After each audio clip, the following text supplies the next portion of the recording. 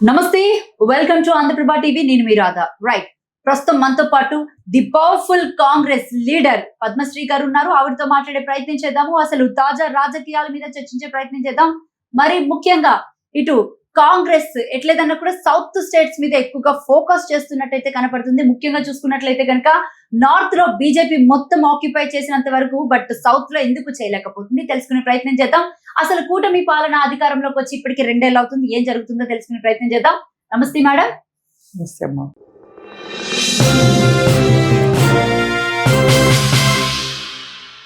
ఎలా ఉన్నారు?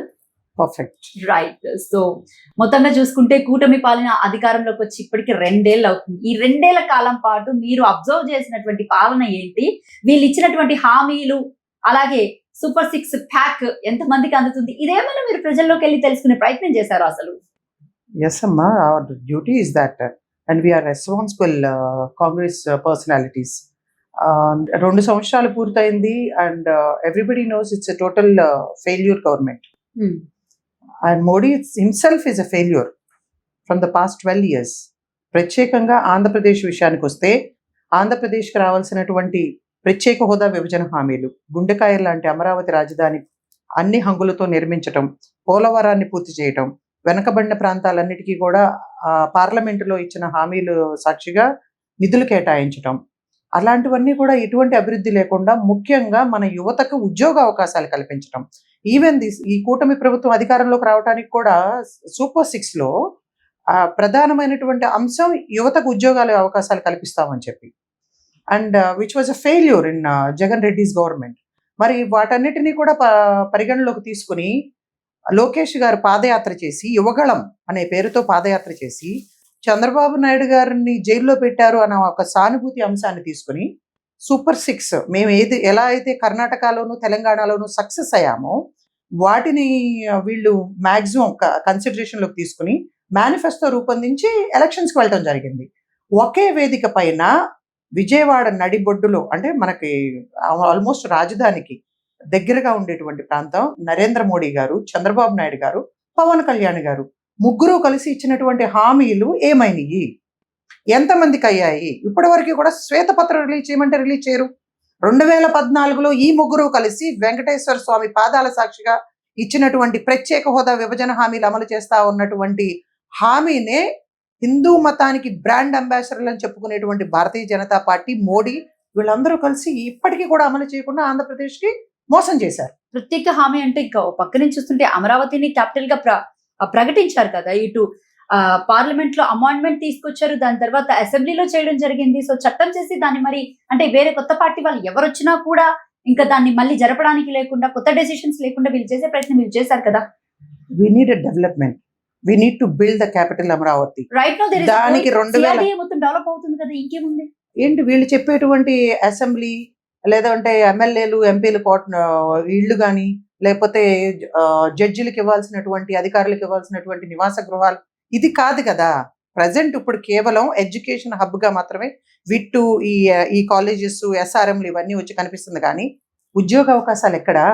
Wear are the industries? మొన్నే కదా 10,000 నోటిఫికేషన్స్ ఇవ్వడం జరిగింది. ఉద్యోగ నోటిఫికేషన్ పేపర్లకు పరిమితం అవుతుందమ్మా.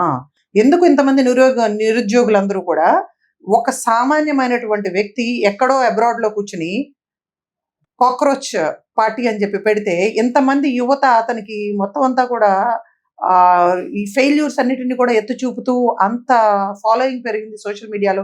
దానికి భయపడలేదా వీళ్ళందరూ కలిసి? So youth jobless.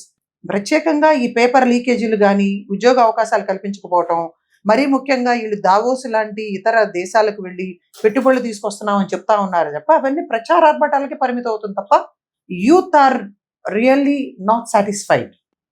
చాలా నిస్పృహతో ఉన్నారు, నిరాశలో ఉన్నారు, ఆత్మహత్యలు చేసుకుంటా ఉన్నారు. దీన్ని కన్సిడర్ చేయాల్సింది కేంద్ర రాష్ట్ర ప్రభుత్వాలు. కేంద్ర ప్రభుత్వం సపోర్ట్ లేనిదే రాష్ట్ర ప్రభుత్వాలు ఈ రోజున డెవలప్ అయ్యే పరిస్థితి లేదు. అందుకే కదా వీళ్ళు పొత్తు పెట్టుకునేది. భయపడో లేకపోతే వ్యవస్థలను అడ్డం పెట్టుకునో నరేంద్ర మోడీ చేస్తున్నటువంటి ఈ చీప్ పాలిటిక్స్ కి, సో ఈ కుట్రలు కుతంత్రాలుగా అధిగమించడానికే కదా, ఈవీఎంలను అడ్డం పెట్టుకుని అధికారంలోకి రావడం కోసమే కదా వీళ్ళందరూ కూడా నరేంద్ర మోడీతో పొత్తు పెట్టుకుంది. మరి ఎందుకు కాంగ్రెస్ పార్టీ సైలెంట్ గా ఉంటుంది? We are not silent. They are trying to suppress the voice of mister Rahul Gandhi. ఎందుకు He is the leader of opposition in the parliament. లేదు? He is straight away questioning and he is fighting against the most corrupted prime minister. కేవలం మన భారతదేశాన్ని రెండు corporate శక్తులకి అదానికి అంబానీకి అమ్మేస్తా ఉంటే మన భారతదేశాన్ని మొత్తం అంతా కూడా ఈ విధంగా వ్యవస్థలను అడ్డం పెట్టుకుని ప్రతిపక్షాలని గొంతు నొక్కే ప్రయత్నం చేస్తా ఉంటే ఈవెన్ ఫోర్త్ ఎస్టేట్ లాంటి మీడియాను కూడా వాస్తవాలు చూపించనివ్వకుండా కొనేస్తా ఉన్నారు, లేకపోతే భయపెడతా ఉన్నారు, కేసులు పెడతా ఉన్నారు. అవన్నిటినీ కూడా ప్రశ్నిస్తా ఉంది కేవలం రాహుల్ గాంధీ గారు మాత్రమే. వాట్ ఎవర్ ఇక్కడ బేసిక్ గా ఇండియా పరంగా చూసుకుంటే మీరు చెప్పింది రైటే కావచ్చు, బట్ తెలుగు రాష్ట్రాల్లో అతి ముఖ్యమైన రాష్ట్రం ఏది? ఆంధ్రప్రదేశ్. అందరికీ తెలిసింది. అసలు రాజకీయాలు పుట్టిందే ఇక్కడ, రాజకీయాలు చేయడం అంటేనే ఇక్కడ అనేది అందరికీ కూడా తెలిసిన వాస్తవమే. అసలు ఏ పార్టీలు లేని టైంలో ఉత్తు కాంగ్రెస్ పార్టీయే స్వతంత్రం వచ్చిన దగ్గర నుంచి పోరాటం చేసినటువంటి పార్టీ. మరి ఎందుకు ఇంత అంటే అనగదొక్కబడతుందా? లేకపోతే ఇక్కడ ఉన్నటువంటి ఎవరైతే అధ్యక్షులు ఉన్నారో వాళ్ళు కరెక్ట్ లీడర్స్ కాదా? లేకపోతే ప్రజల దగ్గరికి వెళ్ళడం ఎక్కడ లేట్ అవుతుంది, ప్రజల్ని అడిగి తెలుసుకోవడంలో ఎక్కడ లేట్ అవుతుంది? వాళ్ళ ఇబ్బందులు మీరు ఎందుకు పరిగణించలేకపోతున్నారు? ఇప్పుడు బేసిక్ గా నేషనల్ పార్టీస్ కి అంటే ప్రజలు చాలా మొగ్గు చూపుతారు, బట్ ప్రాంతీయ పార్టీలకు వచ్చేసరికి ఏంటంటే వీళ్ళు ఇచ్చినటువంటి ఫ్రీబీస్లు ఏవైతే ఉన్నాయో ఈ ఫ్రీబీస్ వల్ల జరిగే నష్టం ఏంటి అనేది మీరు చెప్పలేకపోతున్నారు. ఏం జరుగుతుంది? Exactly, you are coming on the right way and the question also is right. We are lacking of leadership in Andhra Pradesh. Andhra Pradesh Congress Committee leadership weak గా ఉంటాం. పార్టీ ప్రెసిడెంట్ ఇక్కడ లోకల్లో అందుబాటులో లేకపోవటం, స్థానిక సమస్యల మీద ఫైట్ చేయలేకపోవటం, క్యాడర్ని సమన్వయం చేసుకుని అందరినీ కలుపుకుని వెళ్ళలేకపోవటం అనేది మా drawback. But at the same time 40 సంవత్సరాల అనుభవం ఉంది, 16 సంవత్సరాలు ముఖ్యమంత్రిగా పనిచేశానన్నటువంటి చంద్రబాబు నాయుడు గారి మీద నమ్మకంతో జగన్మోహన్ రెడ్డి విచ్ఛిన్నం చేశాడు, రాష్ట్రాన్ని దోచుకున్నాడు అన్న ఒక దీంతో ప్రజలందరూ కూడా నమ్మి ఓటేశారు. బికాస్ ఆఫ్ ద మేనిఫెస్టో అంత అట్రాక్టివ్ గా ఉంది కాబట్టి.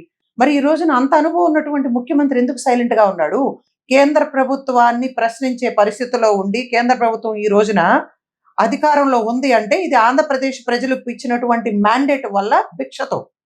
అటువంటిది అక్కడ ఎలాగో బీహార్లో నితీష్ కుమార్ టోటల్లీ వాళ్ళకి బానిస అయిపోయాడు. చంద్రబాబు నాయుడు కూడా అదే పరిస్థితిలో ఉన్నాడు.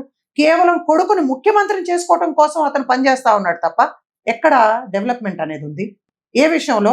మనం మాట్లాడుకున్నటువంటి అమరావతి రాజధాని 2014 నుంచి దాని గురించి అది మొత్తం సిఆర్డిఏ చట్టం ద్వారా రైతుల దగ్గర భూములు తీసుకుని ఎక్కడా లేని విధంగా 2015లో ప్రధానమంత్రి మోడీ గారు వచ్చారు. ఇప్పటి వరకు ఎన్నిసార్లు వచ్చాడు రాజధానికి? ఎన్ని వేల కోట్లు ఇచ్చాడు? కేవలం అప్పుగా మాత్రమే చూపిస్తా ఉన్నారు. 1500 కోట్లు తప్ప ఆ తర్వాత ఏమి ఇచ్చారు రాజధానికి నిర్మాణానికి? ప్రజల సొమ్ముతో ఈ రోజున రాజధాని నిర్మాణం జరుగుతూ ఉంది. సో ఇవన్నీ కూడా ఏంటంటే టోటల్ ఫెయిల్యూర్స్. అనుభవం ఉన్నటువంటి ముఖ్యమంత్రి కూడా కేవలం మోడీకి భయపడి ఈ రోజున రాష్ట్ర అభివృద్ధి విషయంలో ఏమీ చేయలేనటువంటి చేతగాని పరిస్థితిలో ఉన్నాడు.